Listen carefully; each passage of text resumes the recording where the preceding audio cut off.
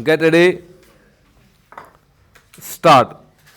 In discussing the demands for grants of the Finance Ministry, we have got to see what extent the administration of this particular ministry has led to the development of our national wealth and the securing of the welfare which our state claims to have in view.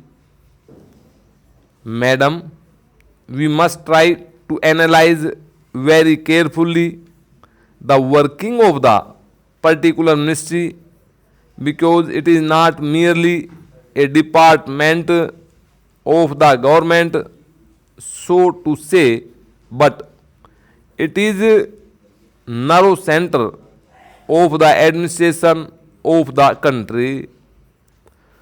I would like first to refer to the role of foreign capital because in determining the manner in which the permission of capital issues has been granted by the particular administration, we should keep in our mind to what extent the interests of our nation have been served.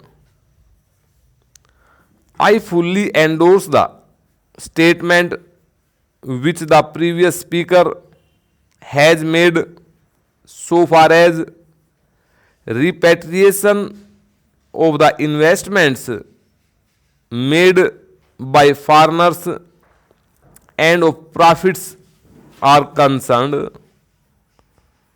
We have dealt with this topic quite a number of times, and I do not want to reiterate anything apart from only sporting what the honorable member who just now spoke said.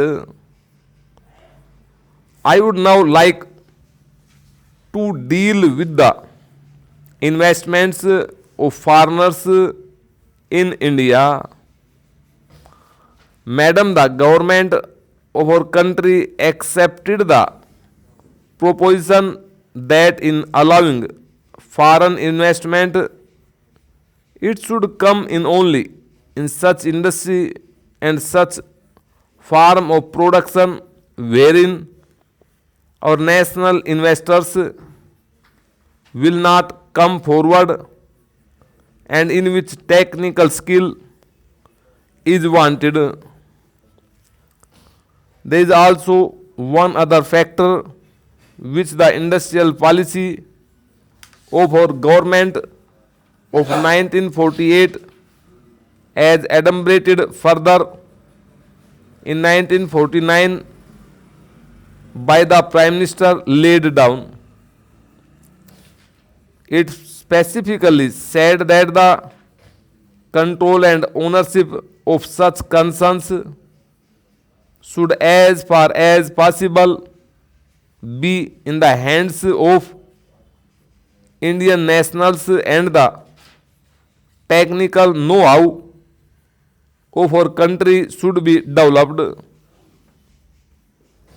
I would like to emphasize the figures that have been put forward for the last few years.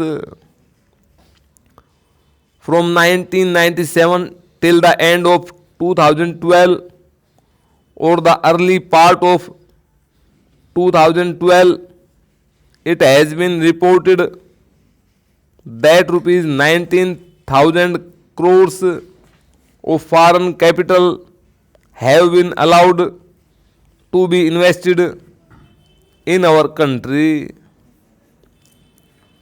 Of that, practically more than rupees 6,000 crore have been allowed to be invested in managing agency and trading enterprises in our country.